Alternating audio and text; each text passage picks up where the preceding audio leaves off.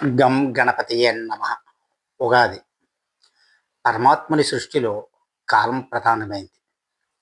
రాత్రి, పగలు, దినము, పక్షము, మాసము, ఆయనం, ఋతువు, సంవత్సరం, యుగములు, మన్వంతరములు మొదలైనవి కాలంలో ప్రధానమైనవి.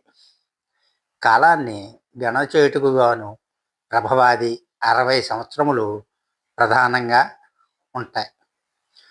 చైత్రమాసంలో శుక్లపక్ష ప్రతిపత్తి రోజున సూర్యోదయ సమయంలో పరమాత్మచే సృష్టి ఆరంభించబడినదని, అందువలన ఆ రోజు యుగాది నామం ఏర్పడి అదే రాను రాను ఉగాదిగా రూపాంతరం చెందినట్లు తెలుస్తుంది.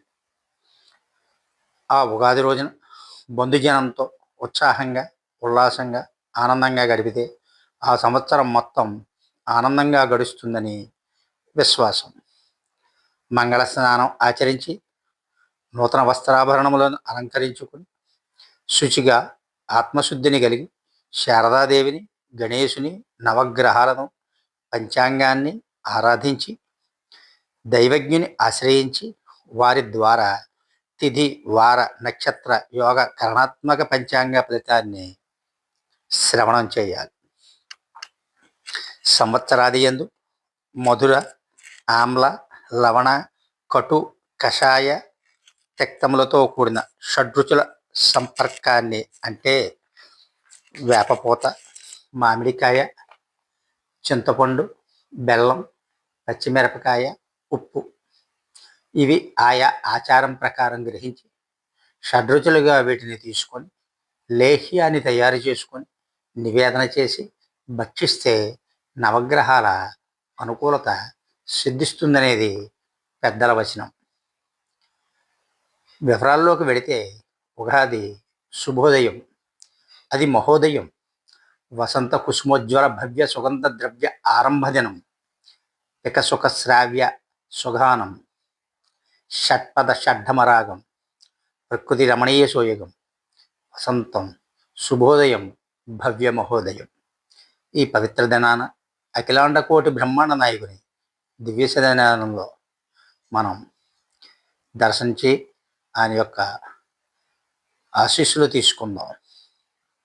ఇక ఆ శ్రీనివాసుని దివ్యధామం ఎలా ఉంటుందంటే, అఖిలాండ కోటి బ్రహ్మాండ నాయకుడు, ఆది మధ్యాంతరహితుడు, అప్రమేయుడు అగు శ్రీమన్నారాయణుడు వైకుంఠం వేడి తిరుమల క్షేత్రంలో ఆనంద నిలయ దివ్య విమాన ఛాయలో ఆర్చామూర్తిగా రారాజమానుడగుచు వైకానస భగవచ్శాస్త్ర రీతిలో అర్చనోత్సవ అందుకుంటూ భక్తులకు కొంగు బంగారమే విలసిల్లుతున్నట నిత్య సత్యం.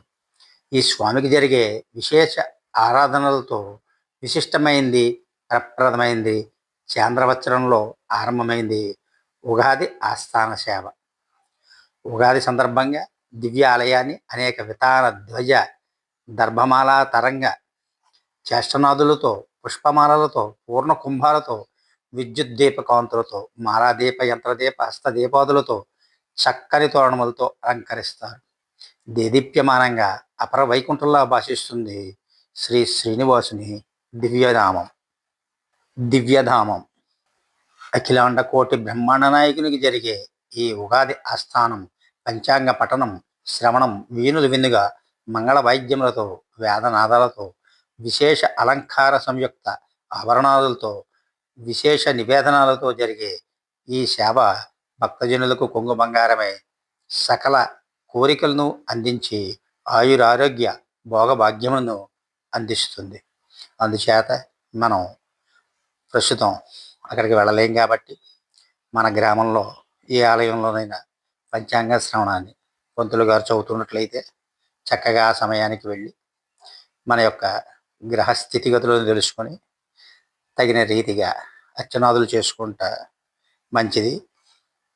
శ్రీ శేషపర్వతమునకు ప్రభువు శ్రీ వెంకటేశ్వర పరదైవం యొక్క దయచే పొందబడిన అధికారము కలవారై జ్యోతిచక్రమును ప్రకాశించుచు జన్మబద్ధులకు వారల కర్మబంధములను ప్రకాశింపజేయుచు దేవదేవుడగు ఆ శ్రీ వెంకటేశ్వరుని యొక్క అనుగ్రహమును సదా కాంక్షించుచున్న దేవతాశ్రేష్ఠులైన సూర్య, చంద్ర, కుజ, బుధ, గురు, శుక్ర, శని, రాహుకేతువులు అను నవగ్రహములకు నిత్యము నమస్కరిస్తున్నాము. లోకా సమస్త సుఖినో భవంతు, సమస్త సంగళాని భవంతు. అందరికీ ఉగాది శుభాకాంక్షలు. నవవర్షం మహాహర్షం. ప్రకృతిలోనే కాదు, ప్రతి ఒక్కరి జీవితంలో కొత్త కాంతులు తెచ్చే పర్వదినమే ఉగాది. ఈ ఏడాదిలో ఎన్ని పండుగలు వచ్చినా ఉగాది ప్రత్యేకతే వేరు. మన తెలుగువారి ఈ తొలి పండుగను కృత త్రేతాది యుగాల్లో యుగాదిగా పిలిచేవారు.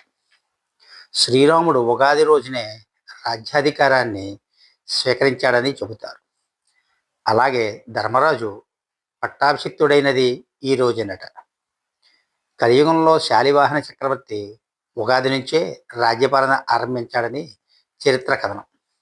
చాంద్రమానము, సౌరమానముల ప్రకారం ఉగాది ఒక్కొక్క రాష్ట్రంలో ఒక్కొక్కసారి జరుపుకుంటారు.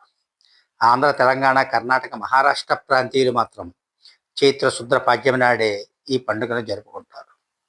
చైత్రపాడ్యం నుండి నవమి వరకు గల 9 రోజులను వసంత నవరాత్రులుగా వ్యవహరిస్తారు. జగన్మాతను కాలస్వరూపంగా భావిస్తూ ఆమె కృపాకటాక్షాల కోసం ఉగాది నుంచి 9 రోజుల పాటు ఉపాసించడం ఆనవాయితీ. ప్రభవాది 60 సంవత్సరాల్లో 40వది ఈ పరాభవనామ సంవత్సరం. సవాళ్లతో కూడిన పరాభవనామ సంవత్సరంలో అప్రమత్తంగా నడుచుకోవాలని, క్రమశిక్షణకు అధిక ప్రాధాన్యత ఇవ్వాలని పండితులు సూచిస్తున్నారు. ధర్మ మార్గాన్ని తప్పేవారికి ఈ ఏడాది పరాభవం తప్పదని వారి అభిప్రాయం. ఉగాది పండగది పంచాంగ శ్రవణానిది అవినాభావ సంబంధం. గంగా స్నాన ఫలంతో సమానమైన పంచాంగ శ్రవణంతో భవిష్యత్ కార్యాచరణకు మార్గం సుగమం అవుతుంది. 6 రుచులు కలగలిపిన ఉగాది లక్ష్మికి నివేదించి ప్రసాదంగా స్వీకరించి ఉగాది పచ్చడి తెలుగువారి సంస్కృతికి ప్రతీక. జీవితానికి ఆ రుచుల్ని అన్వయించుకుంటూ నిర్భయంగా ముందుకు సాగాలన్నదే ఉగాది పచ్చడిలోని పరమార్థం. సర్వే జన సుఖినో భవంతు.